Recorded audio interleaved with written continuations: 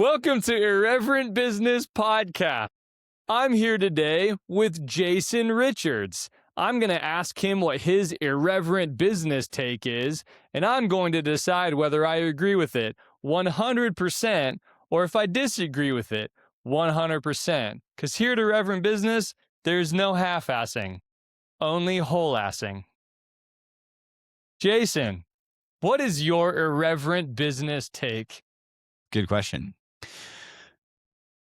My irreverent business take is that I think that in 5 years, social media as we know it is going to be irrelevant because nobody is going to know who to trust. And the only thing that people are going to know is they're going to have to go back to like first sources.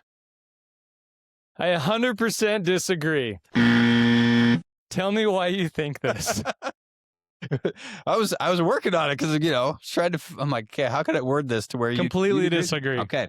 Yep. Here's why. Because with AI getting more and more prolific.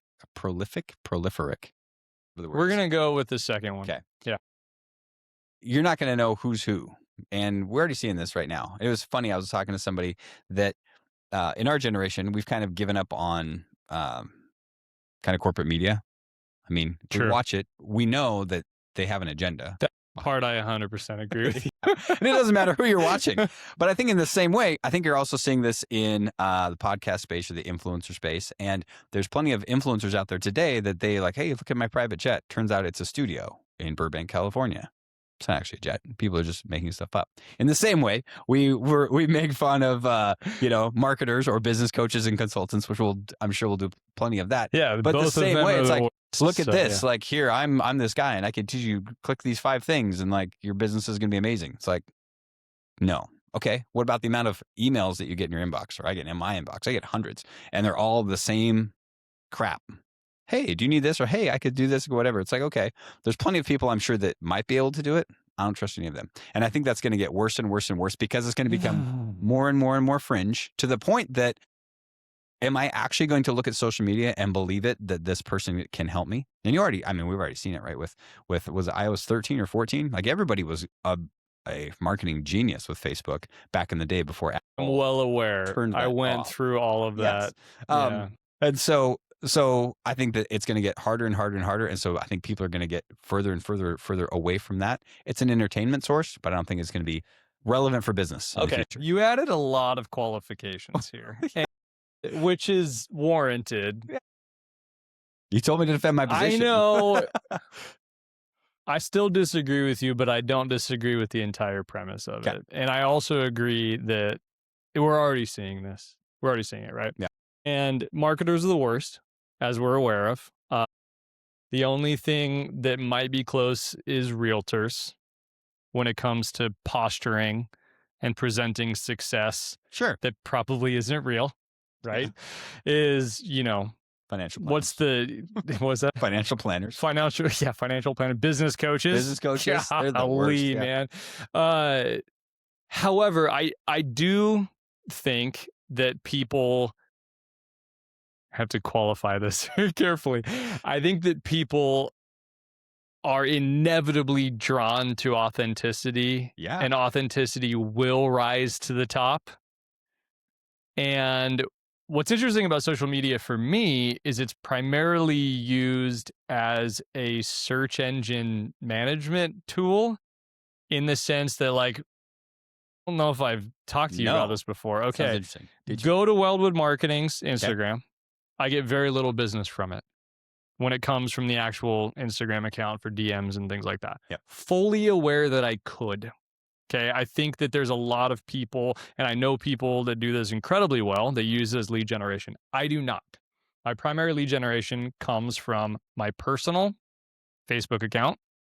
It comes from networking events and conferences that I speak at, and it comes from search engine optimization. Okay. We have tailored our social media account to manipulate the search engine result page on Google.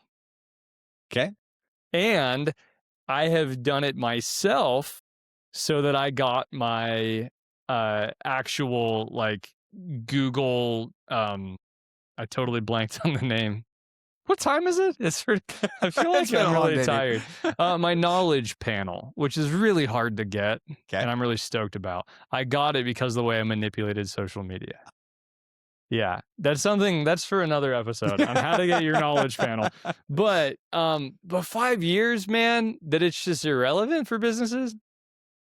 I mean, is it possible it could morph though? Like, could it change so that it is relevant for Well, businesses? it's a good question because we're kind of about the same age. So I played in different bands. He's older. Growing up. At least. Not as many gray hairs, but That's fair. Yeah. We listened to the same bands in high school. Yeah, definitely. And you probably remember this thing called MySpace Music. How relevant is MySpace Music anymore? So will it morph? Yeah, I think that something else is going to come. And I remember when Facebook came on the scene, and you had to have a .edu. Yeah, I remember. It was a cool kid club. But I think it's going to morph. But I think that people are just now starting to feel the overwhelm and the overload of AI. And I'll give you that. I'm super pro, right? There's so many things we were just talking about, like tools that we use. And I was talking to a guy this morning about tools he's using and vibe coding. There's so many nerdy things we could go down that way. But so I think it's super helpful. And I think it's also because I'm more and more allergic to incompetence, right? I would much rather I'll drink to that. Dude, I tell my wife all the time. She's like, well, what about AI taking jobs? I'm like, I would much rather talk to ChatGPT if I have an airline reservation. Yeah. Than I'll give you that. Human. I said, but by the time I talk to a human, they're going to know their stuff. Like they're going to be really good, right? I'm excited about that. But because of the overwhelm of like marketing, media, messages, and everybody wants to be a social media influencer, right? You look at stats and kids coming out of school and stuff like that. I'm encouraged by things that I see like out of Australia, where they're banning that for kids that are young. My best friend who I do a podcast with, he's a middle school counselor. And so they've implemented rules, right? Kids have to keep their phones. They're not allowed in classrooms anymore. Like all these interesting experiments that have happened. And I think that authenticity, like you said, I think that's going to be the new currency. Right now, I think in social media, it's about dopamine hit, likes, engagement, those types of things. But how many of those people are actually authentic versus, okay, I'm doing this thing and now I'm an influencer. I've got all these likes and these eyeballs on me so I can hawk a product. Well, and I would even go as far to say you're a business consultant. I'm in marketing. Yeah. So many people. Two of the worst industries in the world. Two of the worst industries. Yeah, no, I 100% agree with you. So many people are pretending to be those things because they can just regurgitate information from AI. And this is where I think, and we'll get into this as we talk about your business a little bit. This is where I think that original thought, experience, anecdotes, that is the currency that we're going to trade in. Yeah. It's one of the reasons why I started a publishing company. And to start a publishing company in the midst of an AI boom seems counterintuitive. Right? But AI doesn't know people's stories unless they write them. And we're not just writing autobiographies or whatever, but we're writing stories that pertain to whatever topic they're in, right? So I want to get into a little bit about what you do because Leadcademy, I think, is interesting. And in the marketing space, when I hear lead, I immediately think lead generation and all that kind of stuff. Yeah. But you presented me with something the other day that I find very interesting and frankly, very dull. It is business operations in a box. Yep. And I want to get into this. This is, first of all, shameless plug. Yes. Jason's book, The Framework, A Business Leadership Tale, How a Few Simple Principles Transformed a Business Forever. And then you also include in here a whiteboard. Yep. Just your standard. It's double-sided. It's double-sided. So that's a big win. Also, we've got our dry erase, and then we've got, because we all know the dry erase end of these are terrible. So we actually have this. We have sticky notes. So obviously shelled out the big bucks for the contents of this box. And then we've got your classic 30-day free trial because, the software works. What the hell is this? And why should anyone listen to you? That's fair. The question that a lot of times when I sit down with business owners, it has to do with most times people are good at the thing, whatever the thing is, Yeah. Roofing, real estate, but they're not good construction. at business. Yeah. Couldn't agree more. Yeah, and because it's a totally different thing. It's somebody could be a great plumber, a great welder, whatever, and then they wake up one day and they're like, oh no, I've got 10 people that work for me. Now what? Like, It's the Peter principle. Yeah. Right. Yeah. Someone could be really good at sales, and so you put them as a sales manager. yes. Come to find out, they're really bad at management. Yeah. Or like, Michael Gerber's E-Myth, which is kind of the next step, right? It's, you're a good individual contributor. You're not a good manager. They're totally different skill sets. I'm good at this thing at a company, so therefore I'll be good at running my own company. But the problem is we have this illusion you have to climb. Yes. And so you have to get into management, and then you have to get into ownership. Mm-hmm. It's just not for everybody. But in order to make more money, you've got to climb the ladder, right? Yeah. And I think that the difference is most of the clients that I work with, they've already figured those things out. Meaning that they've already made, it's not necessarily the E-Myth problem where they've jumped ship and now they're not wearing all the hats, but now they've got, 10, 15, 20 people. Now, how do we take that and how do we structure the company in such a way that we're running the company by the numbers? Because a lot of people don't know how or know why that's important.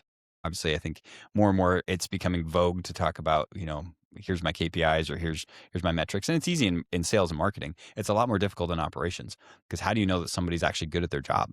And how do you know what their capacity actually is? Okay, here's my next question. Yeah. How do you know if someone's good at their job, and how do you know what their capacity is? That's a fair question, Jake. Thank you for that. I genuinely want to know, because when I try to create an incentivization structure, it's really hard to figure out how to do that for people that are not doing sales. Yes. That's the clearest and most obvious one. Yeah. So how do you do that? Yeah. I think that part of it is there's two sides of it. You need to know like what a person is capable of and what the position actually requires in that position, which is, I'll think of like an architect firm that I work with. Okay. So a bunch of principal architects, they are owners of the company. They own shares of the company, but then they have other architects that work for them. And similar to like, a CPA or a law firm, something like that, you're only paid on production, right? It's billable hour type work, right? So, okay. So if I'm working 40, 50 hours a week, I'm on salary, but I'm only able to bill out 20 hours a week. That's unless I'm doing other things, whatever. So it's the ability to say, okay, is that the 20 hours being produced then as good as this other person's 20 hours? Because some people's 20 hours that's produced, what actual work did they get done? Well, this person was able to take this and go to this stage of the project. They were able to get 8% of the project in their 20 hours. This person, let's say they're brand new out of school. There's no knock on them. That's how everybody works, right? Nobody's good when they start.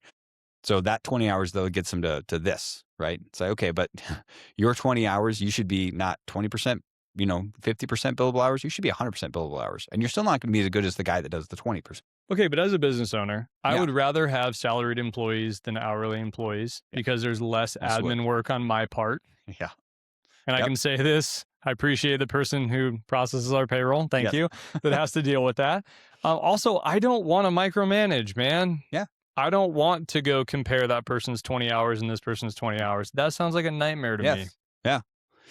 Because you shouldn't be measuring that all yourself. Okay, so who else is measuring it? Well, good question. So if you are the manager, like that's the thing that a lot of times when I sit down with people is like, I just want to know numbers. I call it the desert island problem. I want you to be on a deserted island somewhere for a month and just get a handful of numbers and everything that's going on with your company. I would love that. Happen. Yeah. You need to be able to look at that and say, okay, this person's not performing. This person needs to get fired. And be able to look at it in such a way that you're just like, okay, but these are people. Yeah, but they're people with families, Jason. This is why I can be a problem sometimes in my own company. Is it's like I want to take in the entire like personal situation, and it has occasionally had me keep people on for too long that probably need to not be there, right? So you make it sound so sterile. Right? But I'm going to assume that there's a framework for that. makes this work. So here's the framework here. It's a rectangle, and it's got 4 quadrants, and it's got one in the middle. The quadrants are team, process, metrics, and issues. In the middle is vision. Here's what it looks like. Yeah. Let's get a picture of this. What is this thing? Okay. Once we get it in, there it is. Focus. Okay. So in the middle, vision. Everything has to come down to vision. And when I talk about vision, I'm talking about several things: the who, what, where, when, why, and how. Right. So the who is on your team. What are your core values? What are you about? Because that's a big problem. The why. Right. If you ever read Simon Sinek's book, start with why. So that's really defining why do you do it. I haven't read it, but I read the cover and I read the back of the book. So there you go. Yeah, perfect. You've read the book. And then you're talking about, okay, once we have those things, then how do you do what you do? What are your differentiators? You know, what makes you unique in the marketplace? If you're a plumber, great, there's other plumbers out there. Why should I call you? There's other marketers out there, believe it or not. So why? Throw a rock. Why do they work with? And you'll hit like 10. They're everywhere. Yeah. So why would I go with you guys versus somebody else? And so really defining what that vision looks like. Once you've got that, and once you've got the vision, then the next components, the team, the process, the metrics, and the issues, those are things that are, it's a different Simon Sinek book called The Infinite Game, but that's the infinite game. Like when you're running a business, those things you're looking at all the time. And you're constantly having to manage those things. So in the team section, it's, Jim Collins' right person, right seat paradigm. You're just name dropping books now. That's because I read a lot of books. I display a lot of them. I know. There's some good ones. I'm like, we could nerd out on this, but we won't go down that. I've read some of them. So like, have you ever read this one? I know how to read. This is a good book. I don't know. I'm glad you found it. For some reason, I have an alarming amount of copies. I don't understand. Anyways, back to what you were talking about. So making sure. So going back to the people thing is, I'm actually very much a people person. Yeah. I know you are. One thing I'm obviously giving you shit. One thing that we have in common is that we both were pastors in a previous. Unfortunately, life. true. I know. So how much depression medication are you on? Anyways, move on. So but I think the thing that is unique is that there's a high value on people. Absolutely. But it's not necessarily having to hold people to standards or accountability. Well, I think one of the misconceptions too is that valuing everybody is a good thing. Yes. And sometimes in order to value people, you need to let go of people to show that you care and value the team. And it's a misconception. Yes. That is tough. Yeah. And I fall into that all the time. Absolutely. And it's how are you measure? Because if somebody's like, man, this guy's really good. I'm like, great. How do I know that? Just because you like him or personality fit, right? And that's part of sometimes that can be a detriment. Yeah, well, absolutely. And so you have to look at both sides. Like, are you the right person? Right? Do I like being around you? Are you a core value fit? But then the other side is, here's the role that we need. And so one of the things that I do with a company when I first start working with them is I strip everything away. I'm like, I don't care about positions. I don't care what you guys do. Let's build this thing out as if we're a board of directors, and let's figure out what does the company actually need. Because a lot of times people can get in a company, especially as the company's grown, and they get siloed like, oh, I only do commercial sales for this specific thing. It's like, that's great. The team doesn't need that right now. The team needs you to roll up your sleeves and get in the trenches with us because we've got a problem. Do you think AI is going to be redoing company structures in that way?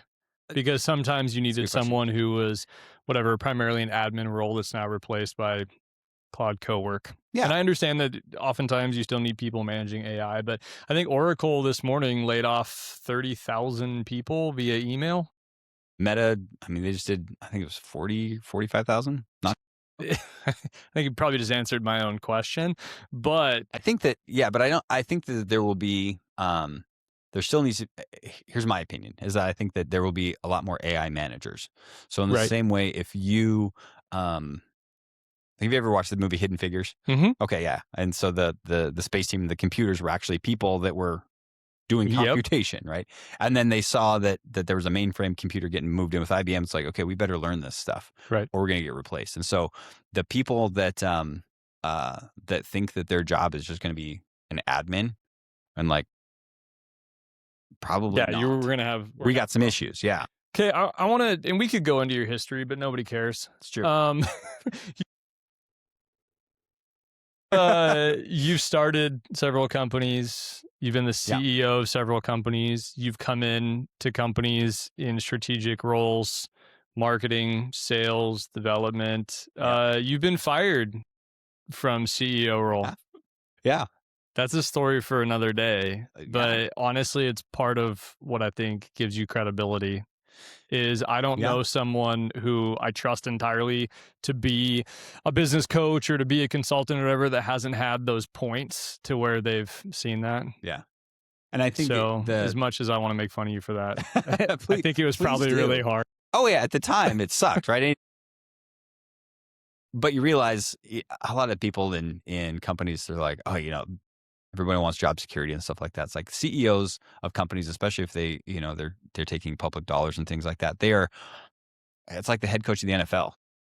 You can make a lot of money, and the the opportunity to get resigned is pretty high. It's pretty high.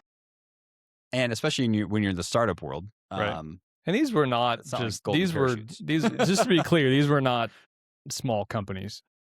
No, there was a couple that were decent size, and the valuation on them is awesome, and they're growing and doing great things. And it was part of it was the hubris, maybe the realizing I wasn't the guy, like in that specific industry at that time. I was like, man, I feel like I'm doing my best, but I don't think I'm the guy for this role. It takes a lot of humility to go back and look at that and realize that. Because again, you've assessed and just knowing some of the work you do now, like you're evaluating companies that are doing millions of dollars a year. Yeah. And you've earned that authority to be able to go in and do that. Yeah. Well, yes. And it's more of the, like, here's some dumb things that I've done. Honestly, I think that a lot of it comes from the, like in that season, right before I got fired, it was super stressful. Like I lost a ton of weight. My wife was like, you look bad. Like I was checked out with my kids, like it just working like a dog and not making it work. And there's you can blame whatever you want. You can blame market conditions, you can blame whatever. And all those things were true. But the people that are truly great in the roles that they're in the companies that they're in, the reason everybody looks up to them and respects them is because despite that, they were able to figure it out. Like people know his name now, but the CEO of NVIDIA, and I think he's probably more well known around here because of OSU and stuff. But nobody knew who he was. But if you hear his story of like how NVIDIA didn't make it, like it really wasn't making it at all, and now it's the largest market cap company in the world, right? Yeah. And so it figured it out. But there was alignment of like who that person was, Jensen, like who the guy is. And him to be able to make that company work was just unbelievable. It was right person, right position, right timing. Now, I've been, and I've 100% been in a much smaller capacity than the CEO of a multi-million-dollar company, been in the wrong place at the wrong time in situations and had it just suck the life out of me. And so I think a lot of people know, entrepreneurs specifically, when they're in a role, whether they are just a heavy people person and they get thrown into spreadsheets, or whether they're a spreadsheet person and they get thrown into sales and networking, it just sucks the life out of you. So here's one of the questions I just want to ask you here, because you go in and assess companies a lot. What are indicators that company is in trouble, that company is not going to make it? Give me 3. Man, financials are always easy to look at, mostly because either they're not done. I've seen that a lot of times, or they can't be trusted. The biggest thing that I've seen when I think companies are in danger is that they are growing too fast without the operational capacity to pull it off. I've seen this happen a lot, where you have a good product, a good sales team, something like that, and they're so far, right? That's like the growth engine, right? That's the fuel that's going to the tank. And so they are so far ahead and making things happen that you can't actually fulfill that. Well, in the beginning, it's fine. It's like, okay, yeah, we're bringing all this cash. But since we can't fulfill, like our reputation is taking a hit hard in the back end. Or I guess in the same vein is not knowing your numbers well enough, especially when you're selling. And by that, I mean like marketing, the soft stuff that we do, soft skill stuff that we do, not as big of a deal. But when you're like doing construction or like hard bid stuff, a company I was working with, and we started looking at their numbers, and it's happening in 2 different companies. And I looked at it and said, okay, the way that you built this comp structure, literally this guy, the way this comp structure is built, every dollar that he sells you are losing money. Yikes. And he is selling faster and faster and faster. I said, so you either need to fire him because he was the one that wrote this comp structure, or you need to have some really serious, conversations like your comp structure is changing and it's going to change drastically. I said, and it just plotted out, and he was just like, "Oh my gosh!" It's like, yeah, dude, you're growing like this, and what's happening is you're growing like this, and your debt is going like this, and it's surpassing, and there's no way you can catch up with that. Or another situation is that they're doing hard bids on construction. It was a general contractor, and the person that was doing the bids didn't know the numbers well enough, and so as she was bidding, she was literally like every project they were selling at a loss.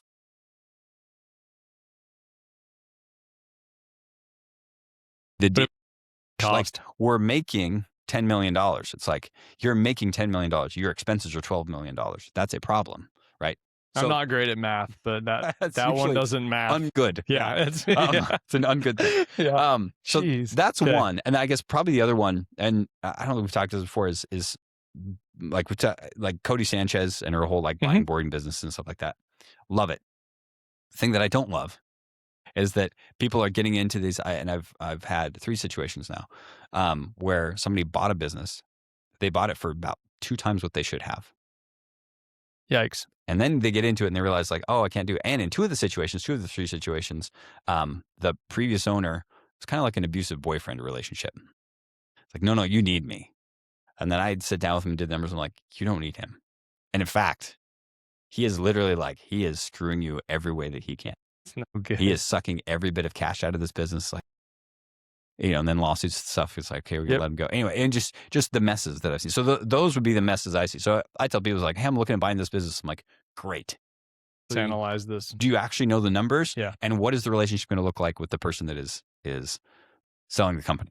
Like, and I think we're going to see this more and more. Like for those that are watching and are like, I'm not going to buy business. There's a massive sell-off right now of boomer-owned businesses who are seller financing these deals. And they're not just the boring businesses that Cody Sanchez talks about that are the laundromats and the car washes. These are construction companies and storefronts and different things like that. Yeah. We're sitting in a building right here that I bought from the elderly daughters of the guy that built it in the 1940s. Yeah. We're the second family to ever own this building. Yeah. I never in a million years had planned on buying a commercial space. So this is a distinct reality for people that need to be aware of, that you can buy a business over the next 5 or 10 years. And I think that, go back to your question about AI and things like that. I think job security is not going to be a thing. I think what's going to happen is that people are going to have to figure out, how are you actually like showing up and bringing value to the world? I don't think your kids or my kids are going to retire from a job that exists yet. And I think that I think that we were talking about this before, like I'm really bullish on the trades because that's not AI. It's pretty AI proof, right? It's not going to be taken over at any time soon. And this is coming from someone that used to manage a robotics company. Yeah. Yeah. Neural nets and, stuff 10 years ago. Yeah. Right. But because of that, because I'm bullish on the trades and things like that, I think you don't necessarily need to be the person that is pulling the wires. But I think that the people, like if you think you're going to go be a paralegal or something like that, or you're going to go to college, you might need to rethink this a little bit. 100% agree. Well, no, I 100% agree with you as well. But put it to actual like practical application. Yeah. That's the thing where I'm going with. Take it and then do something with it in the real world, because the world of thought leaders and stuff like that. I think it's making fun of marketers and business coaches and stuff like that. I don't think it's going to be that big of a thing, because you're going to have AI that's going to do a great job being a business coach. The thing that they can't do, which is where I'm going back to why I don't think social media is going to be great. Let's circle back. We'll circle back to that. Like a good comedian. Is because the thing that is not going to be replaceable is this. I 100% Meaning, agree. We're going to do Zoom calls with people in 3 years, and I don't know if that person is a person on the other end. It's already a concern. Yeah. It's already a concern. And there's actually tips and tricks out there like, hey, can you hold up 3 fingers? Like there's stuff that they're asking people to do just to make sure they're real. Yeah. But it's going to get really bad. So I think it's interesting because Zoom took over, or Zoom or Google Meet or Microsoft Teams or whatever, took over so much communication in 2020. Also, we've done a lot of marketing for festivals and events. Yeah. It's something I don't know that people realize how much we've actually done. We're seeing a number of the older ones close. And it is either the managers and owners and planners are aging out, their demographic is aging out, the cost of production, but in place of it, there are all new events that are more regional. Yes. And so you're seeing a big shift there. And so I don't disagree with you at all. I think that it's very odd that in the world of technology and AI and development that you're seeing a rise in that kind of stuff. And I want to just move really fast to this kind of like sort of, rapid fire here at the end, because it's really easy to talk negative about business because there's so much of it. What is something or some things that when you go assess a company, that you're optimistic that this company is going to make it? Yeah. Give me 3 things. So, you're talking about like it was pretty heartless and calculated about the team, aspect. That is the piece that I always get excited about when I go into a company and I see the pieces where it's like, man, you have the right people here, like the right components. They're just not in the right spots. And so let's make that work. Or to redefine roles, relationships, or even responsibilities. Like, how are you thinking about work? Because some people work really well at like the high level 30,000 foot view. And then there's some people that, like spreadsheets. Yeah. Or like my buddy Shane, he worked for me for 5 or 6 years, something like that. And man, he's the guy that you say, hey, I need you to take this hammer and I need you to hit this nail every day for the rest of your life. And he will do that. And he's happy to do it. That would just drive me crazy. Right. But we need all kinds. So it's helping figure out, okay, where these people need to go. And like, what are the things that we care about? Because at the end of the day, one of the core values at Leadcademy is people are the priority. Like that's core value number 1. So if I meet with a business owner and they're an asshole and they just want to like run people over and stuff like that, I'm like, we're not going to. We have a no asshole policy also at Wellwood. Yep. So I think that's the thing that I'm really excited about when I see people that are hungry. I think the other part is, sounds silly because business coach, business consultant, but actual like coachability. Like when people have some humility that they're like, yeah, I don't know what I'm doing here. And I just need somebody to give me Which to be clear is most business owners. There's very few of us that actually know what we're doing. Yeah. Oh, yeah. 100%. But the ability to admit it is a different thing.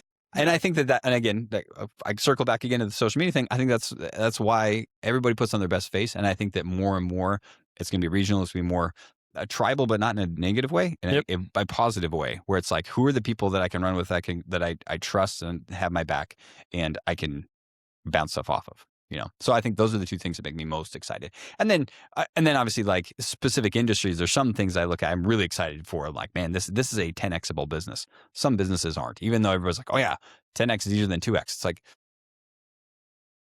in some situations, yes, it is. In other situations, you're going to kill yourself. Yep. So, I think growth is oftentimes it's in the eye of the beholder, right? As if you're like, I'm going to grow, I want to grow. And I'm like, you can't. Yeah. You literally cannot grow. Your company will fall apart. Yeah. I've experienced this. Times of rapid growth. Yeah. All the things that you described. Rapid growth, and then all of a sudden the ability to fulfill to fulfill at the quality or at the speed. Yes. It's usually you're sacrificing one or the other. Right. That's really interesting. As you think about what's coming for businesses, because again, you assess a lot of them. Mm-hmm. And, we'll probably talk another time about kind of actually how you do the consulting side of it, because I think it's very unique. It's in person. Yeah. You actually fly in to do that, which I think is just crazy. And maybe my negative view towards social media is because I'm not really a consumer of social media, and I don't really have a presence. This is your problem. Things like that. It's maybe you're missing out on all of the memes. I'm missing out. Well, no, I get plenty of memes. I'll sit with my wife and we'll doom scroll at night. There you go. That's why I'm like, I think it's good for entertainment. But I just want to ask this, and it's a very general question, but I want to end with this. Yeah. What's coming next for businesses? What's going to make it? What's not going to make it? And I know we talked about AI and things like that, but I want to talk about from the perspective of a business consultant and a seasoned CEO and entrepreneur and marketing director. Yeah. What's coming next? What do people need to be ready for or aware of? I mean, outside of like global economic things, which if anybody says they know what's going to happen next, They don't know. they're all lying. Nobody knows. So outside of some like major catastrophic things, which there's always that possibility, but it's been that way forever. For a long time. World War I, World War II. I mean, there's always uncertainties. So, but I think the thing that you alluded to, and people are calling it the Silver Tsunami, where it's all these baby boomers, right? The largest generation in America are then and they're going away. They're retiring. They're different things. A lot of them haven't set themselves up to where they can sell their business. It's really just a dude in a truck and his name. Like we were talking about businesses that I know that I've worked with. 40 years and no website. They don't even have a website because they don't need to. Like that's the thing too. I know a guy if they need a website. Yeah, I know. But at the same time, it's just like, yeah, but they haven't needed one. And we're talking about now. It's like, yeah, you have a reputation and a cell phone, but that's not an asset. That's not something that is sellable. And because you have these young guys that are coming out of it, I think that there's going to be, it's a bit of a gold rush, I would say is going to happen where in terms of like consolidation. Now, private equity, they already have a leg up on this because they do. That's their thing, right? That's what they've done forever. We've had several companies we've done marketing for that have been bought out by private equity. Yeah. And it's not a bad play, and the people that do it, they know it well. And so I think that the next piece that I see is, and something I'm really excited about, and I won't get into it too much, but being able to buy those companies as like a private equity firm, but then structured it as an ESOP, meaning that somebody that is, they're an electrician, and they just a good old boy. They've been working at this place forever. It's like they're not thinking long term. They maybe have a 401k, something like that. But now, if a company, a private equity firm comes in and says, "Hey, we're going to take care of these people in a way that, hey, you're now an owner of this company. Right. So when you retire, guess what you have? You remember all the old pensions and all the union things that people were excited about? It's like, man, if we actually like turn ownership, because that's another one of our core values is that ownership is essential. So people are priority, ownership is essential, leadership is the mandate. So if we can help teach people how to do that and how to work for a company where they actually get equity, they got some skin in this game, man, it's going to, I think. You really think employee-owned companies is the future of American business? I do.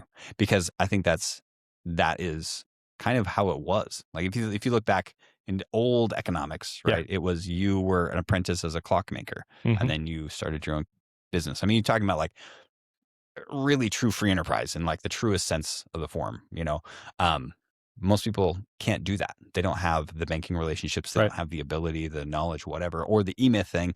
Like people go out on their own. It's like, dude, it's really lonely on your own. How about we can confirm? I've been there. Yeah. How about we do this together? And the funniest thing is, and the reason maybe I'm bullish there is because most of the business I work with, the CEOs, like we become really good friends. Several of the guys, like they're people I would just go on vacation with and hang out with. Yeah. Because there's a camaraderie and things like that. It's like, man, the more we can do that and the more that we can save, in my opinion, a lot of private equity firms, they're worse than marketers. Yep. They really like they're to suck the cash out. That's it. They don't care about people. So if we can do this in a way or like shift the mindset of people, that's why I like what Cody Sanchez is doing with caveats. In the same way, like 10x is better than 2x with caveats, but being able to get in, buy these Main Street companies that are doing amazing things that are AI proof, and then structure it in such a way that's like, man, everybody wins. Like, how about we build an ecosystem of companies where everybody wins? We're going to talk about that on another episode because I think that's a fascinating idea that I think very few people have experience with other than driving by like Bi-Mart and seeing a sign on the back of the outside of the building that says employee owned. But it makes me, both of those places make me so sad. I'm like, if you really care about this place is a dump. Yeah, see, that's for another day. But this is a reverent business, so you're allowed to say that. So I'm really intrigued to talk more about that because I think there's a lot of people, and I'm thinking of the millennials, I'm thinking of Gen Z that are like, I can't even buy a friggin' house, man. Yeah. And the idea that business ownership is not a multi-million-dollar investment or even a multi-$100,000 investment, and it's not also something they don't have to bootstrap, that they could actually own a piece of a business or an entire business that's either seller financed or is employee owned. You heard it here first on Irreverent Business. Jason Richards, thank you for the box. Book. This box is going to change my life. You heard it here first. Dude, I appreciate it. Yeah, buddy.